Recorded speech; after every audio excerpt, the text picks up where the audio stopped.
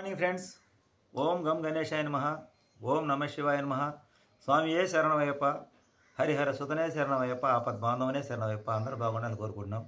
మా కొడుకు స్వామి ఈరోజు శబరిమల నుంచి వచ్చాడు. మీ అందరి అభిమానం వల్ల, యూనివర్స్ ఆశీర్వాదం వల్ల, అయ్యప్ప స్వామి అనుగ్రహం వల్ల అంతా క్షేమంగా మంచిగా దీక్ష పూర్తి చేసుకున్నాడు. ఇలాగే అందరూ బాగుండాలని మనస్ఫూర్తిగా కోరుకుంటున్నామండి. ఇది నా గురించో నా కుటుంబాన్ని గురించి కాదు ఈ వీడియో చెప్పడం, ఆడపిల్ల తల్లిదండ్రులకు చెప్తున్నాను. బంగారం లాంటి పిల్లని బంగారం ఇచ్చి ఆ పిల్ల జీవితాన్ని పాడు చేయొద్దు. నేను ఎందుకు అంటానంటే, మనం మధ్యతరగతి కుటుంబ సభ్యులు ఏం చేస్తామంటే, ఉసిన్నప్పుడు కాస్త అంటాం. ఉసి అంటే శక్తి ఉన్నప్పుడు అని. పిల్ల పుట్టిన కాంచి ఆ పిల్ల స్కూల్కి పోయే కాంచి ఎదిగే కాంచి ఒక అమ్మలో ఒకసారి అప్పుడొక వస్తువు అని చేపిస్తాం. ఎందుకంటే ఒక్కసారిగా పెళ్ళి ఎప్పుడు చేయించలేము. ఆ రోజు మనం అంత డబ్బు మన దగ్గర ఉన్నది మనకు ఎవరు ఇస్తారని చేపిస్తాం. ఆ చేపించిన బంగారమే ఆ పిల్ల పాలటి శాపం అనేది మీకు తెలుసా?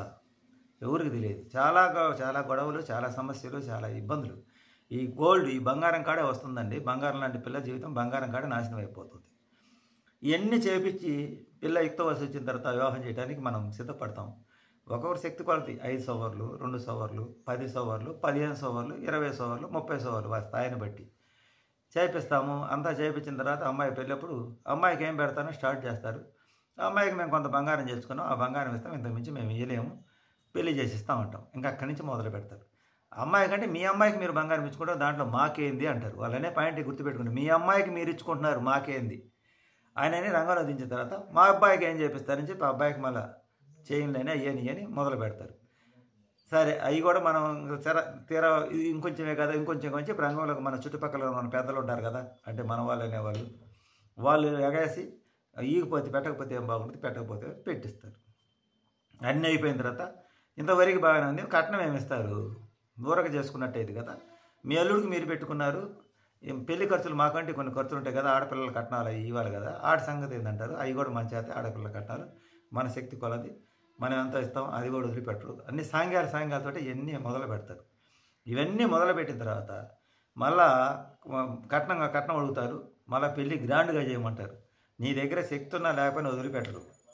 మీ కూతురు పెళ్ళే కదా, మాకు పిల్లకాయల పెళ్ళి మేము చేయలేదా అనేటట్టు ఏమేంటో చెప్తారు. ఇంతే నాకు చాలు, తమలపాకు తొడిగా 10,000 అంటూ మన దగ్గర కొద్దిగా మనం ఎంత అనుకుంటే అంత అయింది. అంటే నేను అనేది ఏంటంటే, ఈ బంగారం చేపించేది వ్యర్థం. ఈ చేయించకుండా వాళ్ళకెంత డబ్బులు ఇస్తామని చెప్పి అమ్మాయికి మీరు మెల్లగా చేయించండి అంటే సరిపోద్ది. మేము కట్నం ఇచ్చాం కదా, మీరు మా అమ్మాయికి ఏం చేపిస్తారంటే సరిపోద్ది. అది ఒక మెల్ల చైనో పోయినో ఒకటి చేపిస్తారు. ఆ ఒకటైతే సమస్య లేదు, పోతే ఆ ఒకదాంతో పోద్ది. ఇంతటితో అయిపోయింది. బాగా పెళ్లి చేస్తారు. ఈ ఆడపిల్ల అత్తగారింట్లోకి అడుగు ఎన్నో ఆశలు పెట్టుకుని కాలు పెట్టిద్ది. ఆ కాలు పెట్టిన తర్వాత ఆ భర్త లేకపోతే అత్తమామ అప్పులు ఉంటాయి వాళ్ళకి. అంటే అంతకుముందు వాళ్ళ కూతురు పెళ్ళిళ్ళు చేసిన అప్పులు ఏదైనా కానీ సంథింగ్ ఉంటాయి. లేకపోతే ఈ అబ్బాయి పెళ్ళికి పెట్టిన ఖర్చులు వాళ్ళ ఆడపిల్లలకు అప్పుడు చెల్లించుంటారు. అవన్నీ వీళ్ళ దగ్గర లాగాలి. అప్పుడు అమ్మాయికి చిన్నగా నచ్చజెప్పి బంగారం అడుగుతాడు. అమ్మాయి ఇవ్వలేదనుకో, ఆ అబ్బాయి పక్కగా తిరిగిపోనుకుంటాడు, సీరియస్గా ఉంటాడు. ఇంట్లో అత్తమామ పలకరు. ఈ అమ్మాయి ఇంక అక్కడే ఉండాలి కదా, ఆడపిల్లలు సరిగ్గా పలకరు. ఇంకా అక్కడే ఉండాలంటే ఏం చేయాలి? వాళ్ళు అడిగినట్టు వాళ్ళు చెప్పినట్టు వినాలా లేదా? ఈ అమ్మాయి ఇచ్చేసిద్ది. ఇచ్చిన తర్వాత తొలి పండగకి పుట్టింటికి వస్తుంది. అమ్మ వస్తువు లేదని తల్లిదండ్రులు అడుగుతారు. తల్లిదండ్రులు అడిగారు, అమ్మాయి మొహం సమాధానం చెప్పలేక నీళ్ళు నవ్వుద్ది. చెప్తే ఒప్పుకొని భర్త అంటాడు. చూడు, చెప్తే ఒప్పుకొని నీ ఇష్టం అంటాడు. ఓ అమ్మ ఎక్కడికి ఇప్పుడే కొత్తగా పెళ్ళింది, ఎక్కడ కాపురం పోయిద్దో ఆయనని సైలెంట్గా పాపం దాచిపెట్టింది ఆ విషయాన్ని. తల్లిదండ్రులకు అబద్ధం చెప్పింది. మా మామయ్య బీరువాలో పెట్టుకుంటే తాళాలు ఆయన దగ్గర పెట్టుకున్నాడు, వచ్చేటప్పుడు ఆయన లేడింటి కాడ, అందుకని వచ్చేసేయాలని చెప్పి 1 సారి 2 సార్లు అబద్ధం చెప్పింది. 3వ సారి ఇక్కడ తల్లిదండ్రులు ప్రెజర్ ఎక్కువైద్ది. అక్కడ భర్త నేను చెప్తే ఒప్పుకోను, నేను తరిమేస్తా పుట్టింటికని బ్లాక్మెయిల్ చేస్తాడు.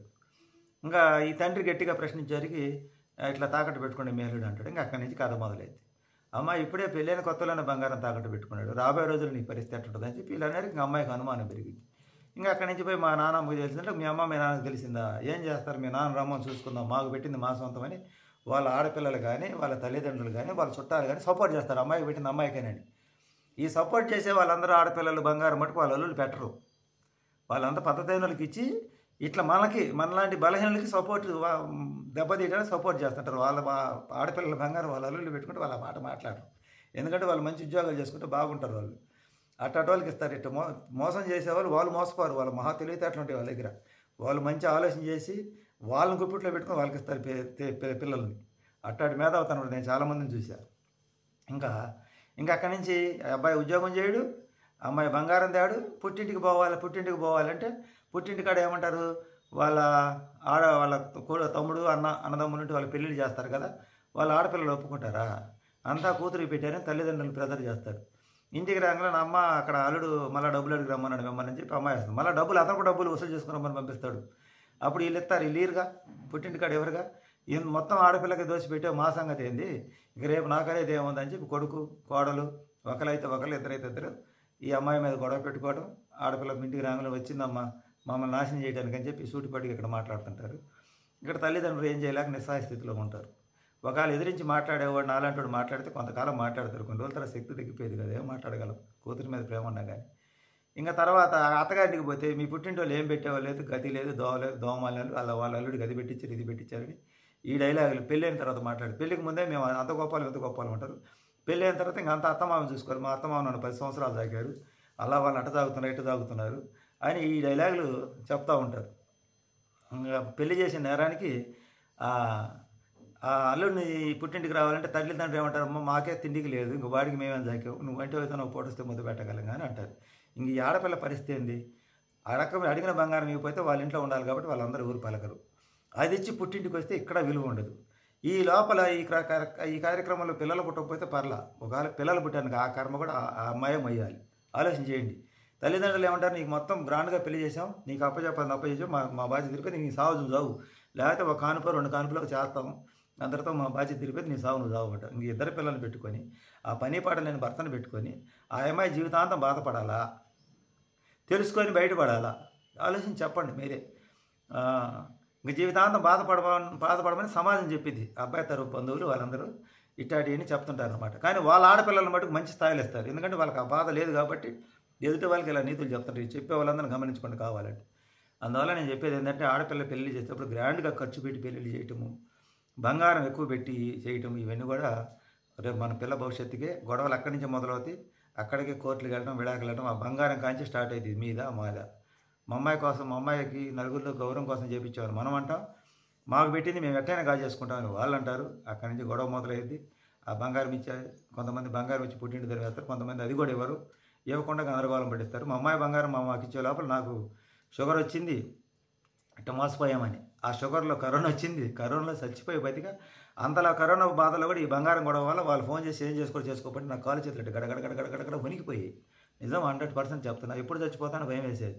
మా కుటుంబం మొత్తం ఇప్పుడు వాడు పెళ్ళైన కానీ 4 సంవత్సరాల నుంచి మేము పడే బాధ. అర్ధరాత్రి లైవ్ పెట్టిన గుర్తుందా మీకు? ఏదో ఒకటినే రెచ్చగొడుతూ ఉంటారు, ఈ విధంగా టార్చర్ పెట్టి చంపుతారు. అదేమంటే కేసు పెట్టండి చూసుకుందాం అంటారు, కోర్టుకు పోయి చూసుకుందాం అంటారు, నోటీసు అంటే తప్పులన్నీ వాళ్ళు చేసి మనల్ని పంపించమంటారు నోటీసులు. అమ్మాయిని వాళ్ళే దరివేస్తారు. అందువల్ల ఆడపిల్ల తల్లిదండ్రులు ఆలోచన చేసుకోండి.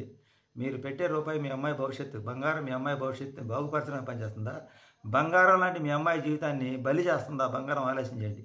మేల్కొండి తల్లిదండ్రుల వల్ల. ఒకవేళ మీరు బంగారం చేపించినా సరే ఒక లాకర్లో పెట్టి పెళ్ళి అయిన తర్వాత వాళ్ళు పిల్లలు పుట్టిన తర్వాత అబ్బాయి కరెక్ట్ అన్నప్పుడు ఇవ్వండి.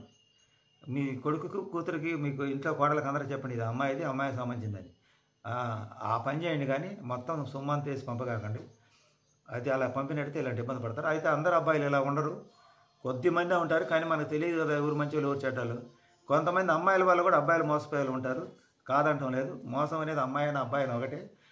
అబ్బాయిలు కూడా హరాస్మెంట్ చేసే అమ్మాయిలు ఉంటారు. అందుకని మేము ఇదే మాట అందరిని అన్నట్టు మమ్మల్ని కూడా అంటారని చెప్పి వాళ్ళ మీద నేను ఎలాంటి కేసులు కానీ పెట్టలేదు, కోర్టుకు పోలేదు, నోటీసులు పంపించలేదు, ఏం పంపించలేదు. కాలం ఎలాంటి తీర్పు చెప్తే దాన్ని కట్టుబడి ఉన్నాం మేము. వాళ్ళు ఎవరో మాకు చెప్తున్నారు కామెంట్లోకి వచ్చి మీ మీద హెరాస్మెంట్ కేసు పెడతామని. అమ్మాయి తల్లిదండ్రులని వాళ్ళు హెరాస్మెంట్ చేస్తూ నిద్రలేని రాత్రి గడుపుతుంటే మేము వాళ్ళు మా మీద కేసులు పెడతామని బెదిరించడం, పరువు నష్టం వేస్తామని బెదిరించడం, ఇలాంటి మాటలు మాట్లాడుతున్నా. ఇలాంటి మానుకోండి. మీరు ఇలాంటివన్నీ చేసే కాడికన్నా మోసం చేసిన అమ్మాయి తల్లిదండ్రులకు వాళ్ళ పెళ్లి ఖర్చులు వాళ్ళకి ఇస్తే సమస్య ఫ్రీగా క్లియర్ అయిపోద్ది. కాదు చేసుకుందాం అంటే లాయర్లకు డబ్బులు మీరు పెట్టుకోవాలి, మేము పెట్టుకోవాలి, సంవత్సరాల తరబడి కోర్టులకు తిరగాలి.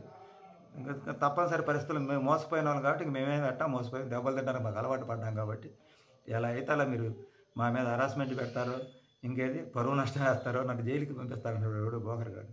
సరే పంపించినా సరే ఇంకా ఆడపిల్లల కన్నా నేరానికి మోసపోయి మాకే శిక్షలు వేస్తుంటే ఇంకా అనుభవిస్తాం. ఏం చేద్దాం, మన చట్టాలు అలా ఉండవు, చూద్దాం.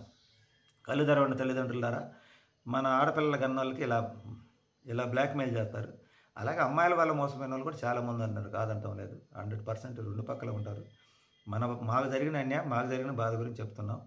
ఇది అనుభవం కింద చెప్తున్నా కానీ వాళ్ళ మీద కేసులు పెట్టాలను, వాళ్ళకి నోటీసులు పంపించాలని మాకు లేదు. కాలం ఎలాంటి తీర్పు చెప్పిద్దో దానికోసం వెయిట్ చేస్తాం. ఏం చేస్తాం, తప్పదు కదా. ఒక మనిషికి ఒక రోగం వచ్చింది, నాకు షుగర్ వచ్చింది, అది పోవచ్చు జీవితం ఒంట్లో నుంచి. దాన్ని నేను తీసేయాలంటే ఎలా కుదిరిద్ది? అలాగే కొంతమంది ఆడపిల్లకాయల జీవితాలు పెళ్ళిళ్ళు చేసుకుని భర్తలు వదిలేస్తే పుట్టింట్లో పడి ఉంటారు, అది వాళ్ళ రాత. కొంతమంది అబ్బాయిలు పెళ్ళిళ్ళు అయి పిల్లలు వదిలేసి వాళ్ళు అటు కాకుండా ఇటు పోయి, అది వాళ్ళ కర్మ. ఇదంతా కర్మానుసారం జరిగింది. ఏం జరిగిద్దో చూస్తూ ఉండండి మా వీడియోలు. బంగారం లాంటి అమ్మాయిలని బంగారం ఇచ్చి పాడు చేయొద్దని చెప్పి నేను చెబుతున్నాను జీవితాలు. Thank you friends. నా వీడియో నచ్చితే లైక్ చేయండి, షేర్ చేయండి, సపోర్ట్ చేయండి, సబ్స్క్రైబ్ చేయండి.